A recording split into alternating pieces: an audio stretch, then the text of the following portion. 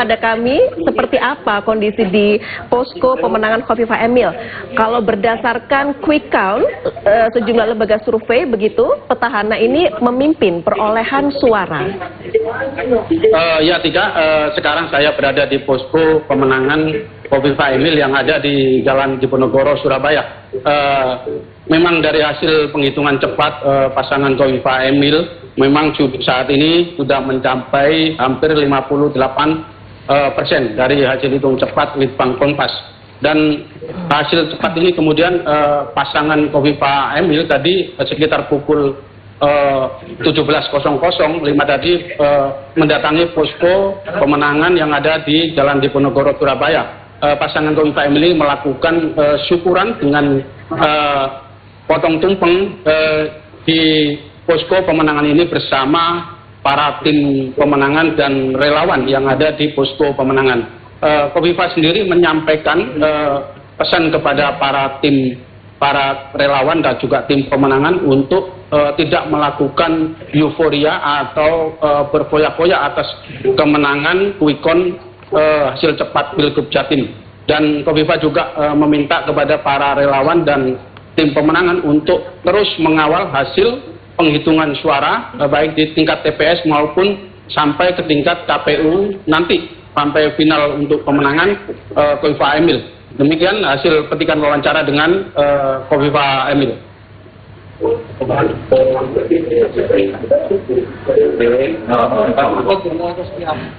Ada data center 2, kita semuanya akan menunggu hasil real count, sehingga saya tetap meminta kepada kita semua tolong dikawal suara rakyat, kawal TPS sampai C1-nya final, siap? Kawal penghitungan di PPK, siap? Kawal penghitungan di kabupaten kota, siap? Dan tolong kawal penghitungan sampai final di KPU Provinsi Jawa Timur.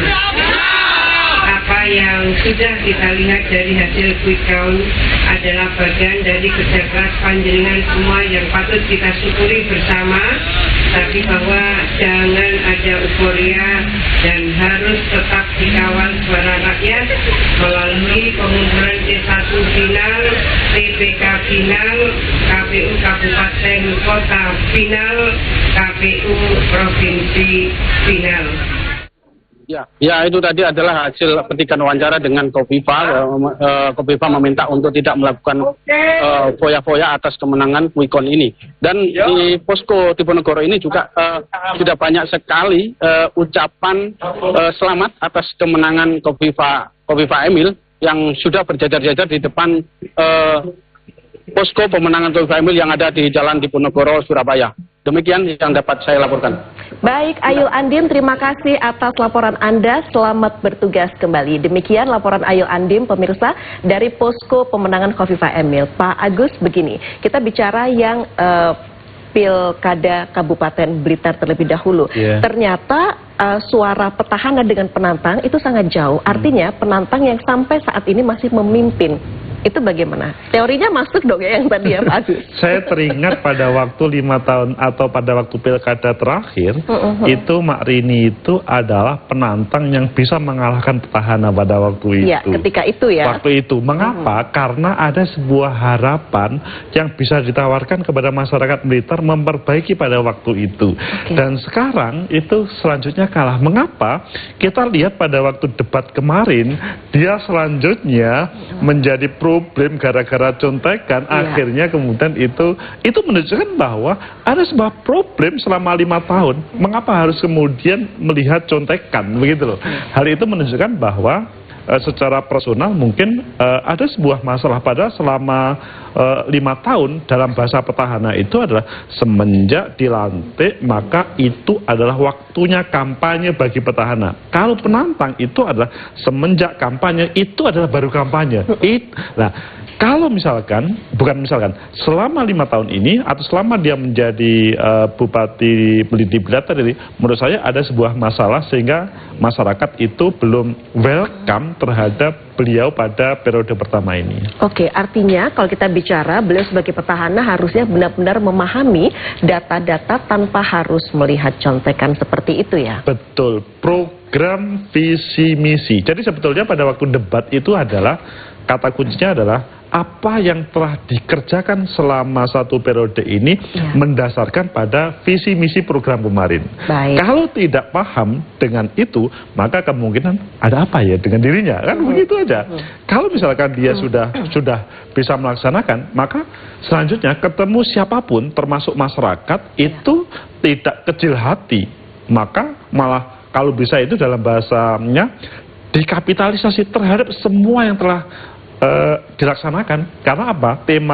Mengapa kemudian program itu bisa tersampaikan? Karena ada kata bahasa kapitalisasi.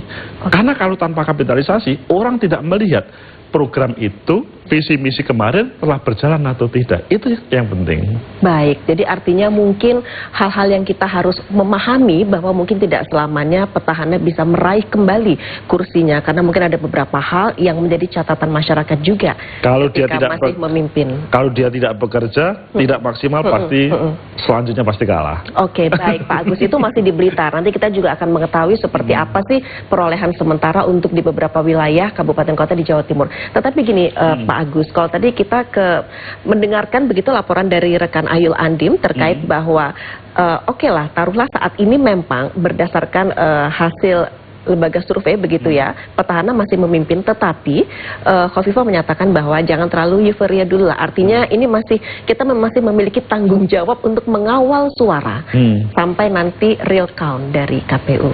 Itu tentunya adalah pesan yang sangat baik ya, karena memang rekapitulasi yang diakui oleh hukum itu adalah sistem manual yang dilakukan oleh KPU, mulai KPPS, DPPS, PPK, KPU Kabupaten, KPU Provinsi. Itu yang standar seharusnya dilakukan dan kemudian diterima. Terkait dengan quick count itu hanya sebuah informasi awal, percepatan awal, supaya tidak ada semacam penyelewengan terkait dengan data-data yang ada. Meskipun kalau kita berbicara Blitar ya, memang tadi kan yang disampaikan oleh Mas Fauzin itu salah satu lembaga survei.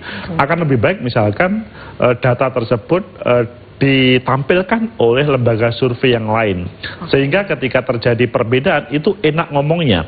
Kalau di Jawa Timur itu kan 3 lembaga survei itu terkait dengan yang menang sama, maka tidak ada masalah. Tetapi kalau kita melihat hari ini Jakarta itu problematis. Mengapa? 4 lembaga survei yang menampilkan itu 50% di atas 50% meskipun 0,20 dan lainnya, tetapi 2 itu di bawah 50%, 49, sekian. Padahal kalau di DKI itu ada yang berbeda dengan yang lain, yaitu pemenang adalah harus di atas 50%. Pasti DKI agak debatable terkait dengan hal itu. Oke, baik. Kita ke Pak Fauzin lagi, Pak Agus ya. Halo Pak Fauzin. Ya Mbak. Pak Fauzin, kemudian seperti apa data untuk hasil perolehan suara sementara di beberapa kabupaten kota di Jawa Timur?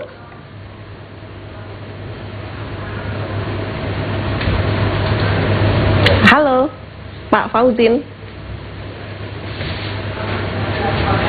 Halo? Iya, Pak Fauzin, masih bisa dengar suara saya atau mungkin ada?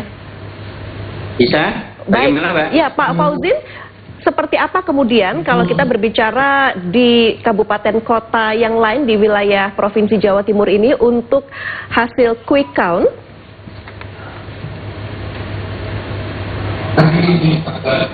Ya, sebetulnya kalau di Jawa Timur ini dari 29 kabupaten dan 9 kota yang melaksanakan pemilihan kepala daerah secara serentak, ini mayoritas memang pesertanya adalah petahana. Hanya beberapa kabupaten saja yang tanpa petahana, misalkan Kabupaten Bojonegoro, Kabupaten Bondowoso, Probolinggo, Bangkalan, Pamekasan, Sidoarjo. Ini yang tanpa petahana, tapi yang lainnya memang mayoritas salah satu paslon adalah petahana. Dan kalau kita lihat ya, bukan kita lihat data dari lembaga survei yang lain yang juga melakukan hitung cepat, maka dapat kita ketahui bahwa potensi petahana kalah itu ternyata bukan hanya di Kabupaten Blitar, tapi itu juga sepertinya akan terjadi di Kabupaten Banyuwangi, terus kemudian di Kabupaten Nganjuk itu sepertinya juga potensi petahana untuk dapat dikalahkan bisa saja terjadi ya. Kalau lihat data dari beberapa lembaga hasil survei yang melaksanakan hitung cepat di beberapa kabupaten yang tadi saya sebut. Nah, memang di pilkada ini, Mbak, bahwa kekuatan figur itu menjadi penting dibandingkan dengan pengusung partai politiknya. Partai politik di dalam pilkada itu hanya penting untuk mengantarkan menjadi pasangan calon bisa didaftarkan di KPU. Tapi kemudian untuk menjadi menang atau menjadi terpilih itu semuanya tergantung pada figur dari masing-masing pasangan calon. Ini juga dibuktikan dengan hasil survei kami bahwa ketika kita ketanya pertimbangan apa yang menjadi utama begitu ya dalam memilih pasangan calon, jika dibandingkan antara partai politiknya dengan figur, ternyata lebih banyak masyarakat itu pertimbangannya adalah figur, bukan pengusung partai politik. Nah, sehingga ini juga kalau tadi Pak Agus menyampaikan tentang bagaimana petahana berbuat ketika dia menjadi atau menjabat, ini menjadi penting, menjadi pertimbangan yang penting ternyata, karena memang figur itu lebih dominan dibandingkan dengan partai pengusungnya. Nah, ini sepertinya juga terpotret ya di beberapa kabupaten kota di Jawa ini, bahwa ternyata meskipun diusung oleh partai politik mayoritas atau banyak oleh partai politik, ini tidak menggaransi bahwa akan menjadi paslon yang terpilih di Pilkada 2024. Baik, Pak Fauzin. Pak Agus, bagaimana artinya lebih kepada figur dari pasangan calon itu sendiri? Jadi memang ada beberapa daerah yang di situ masyarakatnya yang dalam teori politik itu adalah masyarakat tradisional, maka dia mengedepankan terkait dengan figur-figur yang ada. Jadi pemilih itu akan lebih hormat terhadap mereka yang menjadi figur. Berbeda dengan masyarakat di Jawa Timur, meskipun tidak banyak ini, yang mengandalkan rasionalitas. Masyarakat rasionalitas itu biasanya masyarakat kota yang di situ dilihat bukan pada figurnya. Jadi dilihat pada apa yang telah dikerjakan, apa yang akan, kalau dalam bahasa petahana itu, bahasa penantang itu, apa yang kemudian dijadikan semacam antitesis dari petahana. Jadi ini kalau di masyarakat well educated, masyarakat berpendidikan, maka rasional. Tetapi apa yang disampaikan Mas Fauzin tadi itu berlaku terhadap masyarakat tentunya mayoritas di Jawa Timur yang belum well educated, yang mengedepankan figur, itu sangat mungkin terjadi. Oke, baik Pak Agus, kita juga akan menyimak seperti apa kemudian laporan dari Farid Fahlevi. Ini ada rekan reporter kami di Probolinggo terkait hasil sementara. Baik Farid Fahlevi, silakan dengan laporan Anda dari Probolinggo. Terima kasih. Kembali di liputan khusus pemilu kada Jawa Timur serentak di 38 kota kabupaten se-Jawa Timur. Sampai malam ini pemirsa, perhitungan manual di masing-masing TPS masih terus berlangsung begitu. Persaingan ketat antara paslon 03 yakni Dr. Aminuddin dan Ina Dwi Lestari bersaing ketat dengan paslon 04 yakni Habib Hadi, Zainal Abidin dan Zainal Arifin. Masing-masing kubu atau tim mengklaim memenangkan suara gitu, hanya saja sangat tipis untuk kemenangan. Untuk paslon 03 misalnya sampai malam ini, sampai detik ini mengklaim sudah mengantongi lebih dari 19%, ya 19.000 maksud saya. Sementara paslon nomor 4 hanya di sekitar 18.000 atau selisih 1.000 suara. berbanding terbalik dengan dari tim pemenangan 04 bahwa sampai sejauh ini tim petahana ini, tim dari petahana sudah mengantongi 38% suara, sementara Aminuddin di angka 36% suara. Kita tunggu saja, perhitungan masih terus berlangsung. Suara yang masuk masih di kisaran antara 10.000 sampai 12.000 pemirsa. Kita tunggu saja pemirsa, apakah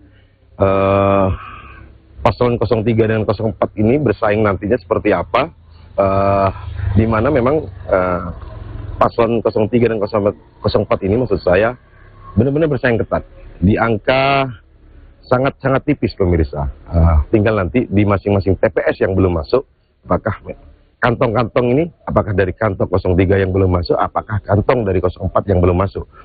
Sementara di Kabupaten Probolinggo, pemilihan Bupati, Wakil Bupati Probolinggo, untuk sekali lagi untuk perhitungan sementara, paslon 02, yakni Dr. Muhammad Haris dan Fahmi Abdul Razak Zaini, maksud saya, untuk sementara, sekali lagi untuk sementara masih unggul begitu dari pasangan calon 01, yakni Zulmi Nur Hasani dan Abdul Rashid.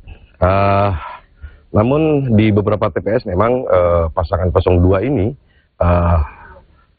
leading jauh begitu, terpaut suara yang cukup jauh.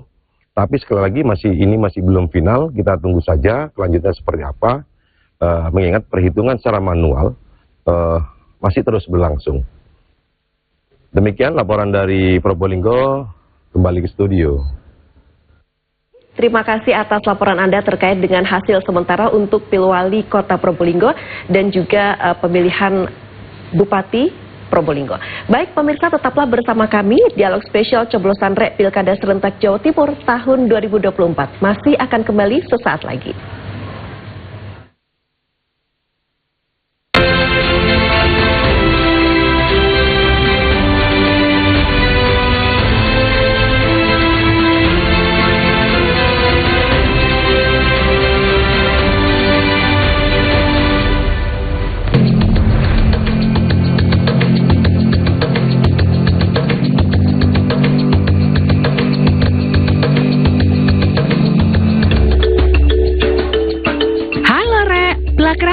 Saiki yo ono nang pojok kampung dina Senin sampai Kemis. Ojo lali yo rek.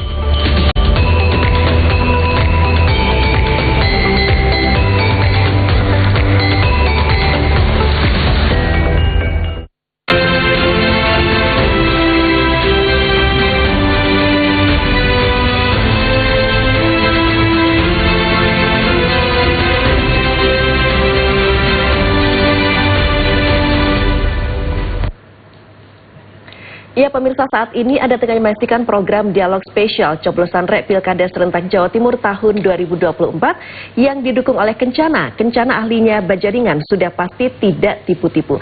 Di studio sudah hadir Bapak Agus Mahfud Fauzi, sosiolog politik UNESA, dan di aplikasi Zoom kami terhubung dengan Bapak Fauzin Ahmad, Direktur Indopol Jawa Timur. Kami berbincang terkait dengan petahana masih perkasa di Pilkada Jatim. Pak Agus, tadi kalau menurut laporan Farid Pahlevi begitu, untuk Pilwali Kota Probolinggo itu masih saling berkejaran begitu ya antara paslon nomor urut 3 dengan nomor urut 4. Sedangkan untuk pemilihan bupati nomor urut 2 itu jauh mengungguli. Seperti apa nih? Kita membahas dulu terkait dengan yang Pilwali Kota Probolinggo itu sendiri. Artinya seru ya Pak ya? Artinya mereka benar-benar kejar-kejaran loh ini. Itu menunjukkan bahwa sang petahana memang bekerja. Hanya saja berhadapan dengan yang penantang itu kan di-endorse oleh partainya Pak Presiden. Sehingga hal ini meskipun koalisinya agak berbeda di tempat lain, biasanya itu kan Pak Presiden, Kim Plus itu menampilkan petahana. Tapi pada kesempatan Kota Probolinggo itu adalah hal yang berbeda yang di-endorse, sehingga di sini betul kejar-kejaran, sehingga ketika ada satu lembaga survei itu lembaga yang menampilkan quick count mungkin perlu super hati-hati supaya ini tidak salah, apalagi tipis. Iya. Tapi kalau menurut saya, mengapa ini serius? Karena sekali lagi, sang petahana itu memang dalam bahasa masyarakat atau kota Probolinggo mungkin mendapatkan perhatian, tapi juga sang penantang itu juga